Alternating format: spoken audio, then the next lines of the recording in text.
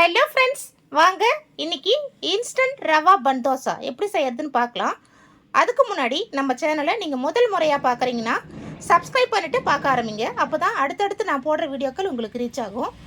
இப்போ வாங்க இது எப்படி செய்யறதுன்னு சொல்லிட்டு பார்க்கலாம். ரவா உப்புமா பிடிக்காதவங்க கூட இந்த பன் தோசாவை விரும்பி சாப்பிடுவாங்க.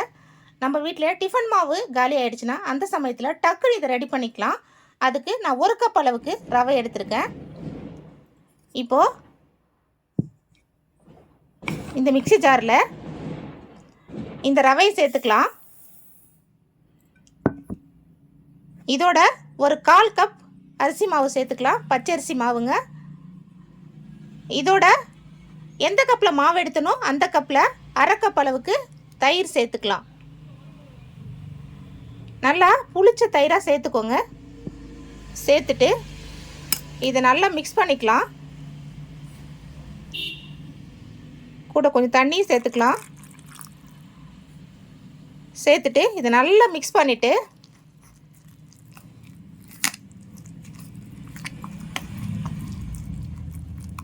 அப்படியே இதை ஒரு மூடி போட்டு மூடி வச்சிடலாம். ஒரு 5லேருந்து 10 நிமிஷம் இது நல்லா ஊறட்டும்.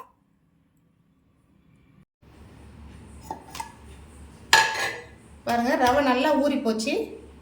இப்போது இதோட இந்த பன் தோசாவுக்கு தேவையான உப்பையும் சேர்த்துக்கலாம். சேர்த்துட்டு கொஞ்சமாக தண்ணி சேர்த்து இதை அரைச்சிக்கலாம். ரவை ஒரு பக்கம் ஊறிக்கிட்டு இருக்குது. இப்போது அதில் சின்னதாக ஒரு தாளிப்பு சேர்த்துக்கலாம். அதில் ஒரு சில பொருட்கள்லாம் சேர்த்து தாளித்து கொட்டிக்கலாம். அதுக்கு ஸ்டவ் ஆன் பண்ணி ஒரு கடாய் வச்சுருங்க. கடாய் சூடானதும் அதில்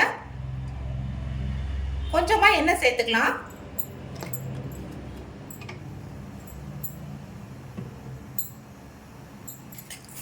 எண்ணெய் சூடாயிடுச்சு. இப்போது இதில் கடுகு சேர்த்துக்கலாம்.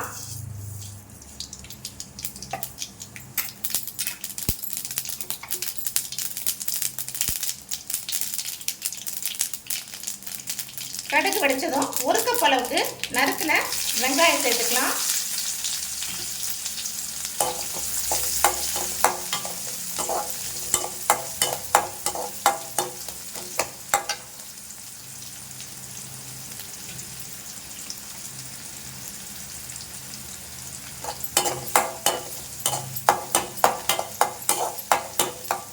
வெங்காயம் அதிகமாக வதங்கணும்னு இல்லை, அந்த கண்ணாடி பதம் வதங்கினாவே போதும். அடுத்து 1 கப் அளவுக்கு துருகின கேரட் சேர்த்துக்கலாம்.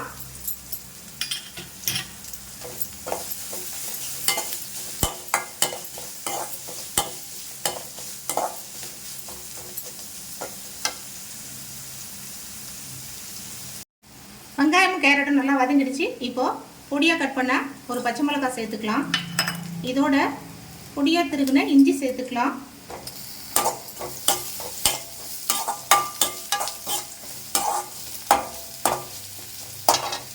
இது கொஞ்சம் வதங்கினதும் பொடியாக நறுக்கின கருவேப்பிலை சேர்த்துக்கலாம்.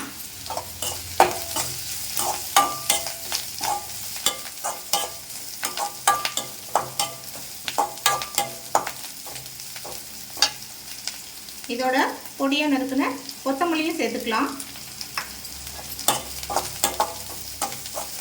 சேர்த்துட்டு சும்மா ஒரு தடவை கிளறி ஸ்டவ் ஆஃப் பண்ணிக்கலாம்.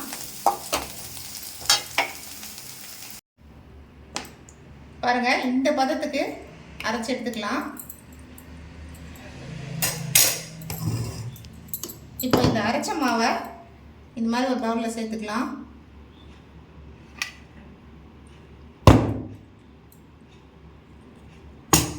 சேர்த்துட்டு நம்ம வதக்கணும்ல அதை சேர்த்துக்கலாம்.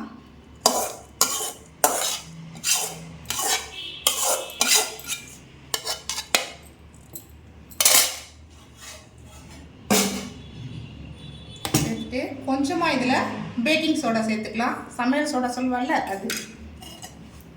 இது ஆப்ஷனல் தான், நீங்கள் வேணும்னா சேர்த்துக்கோங்க, வேணும்னா ஸ்கிப் பண்ணிவிடுங்க. இது அப்படியே கொஞ்சம் இட்லி மாவை விட கொஞ்சம் கம்மியான பதத்துக்கு நம்ம கரைச்சி எடுத்துக்கலாம். பாருங்கள், மாவு நல்லா கரைச்சி எடுத்துட்டேன்.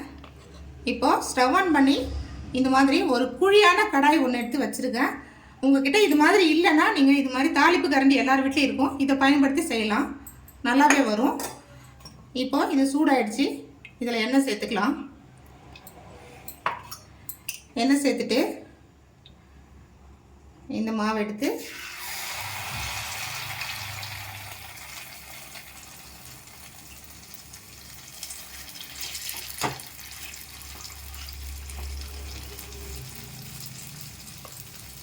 இது அப்படியே ஒரு மூடி போட்டு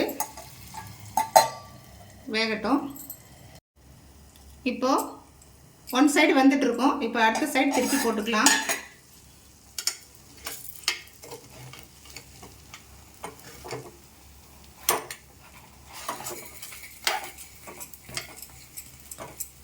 வேகட்டும்.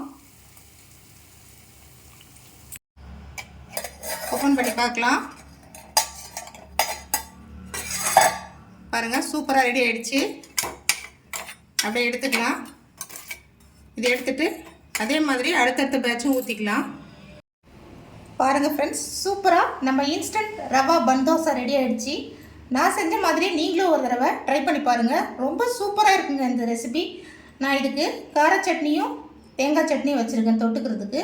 இது அப்படியே தொட்டுக்கவே இல்லாமல் வெறுமனே சாப்பிட்லாம். அவ்வளோ டேஸ்ட்டாக இருக்கும். மேலே லைட்டாக கிறிஸ்பியாகவும் உள்ளே சாஃப்டாகவும் அவ்வளோ சூப்பராக இருக்குங்க. ஒரு தடவை ட்ரை பண்ணி பாருங்கள்.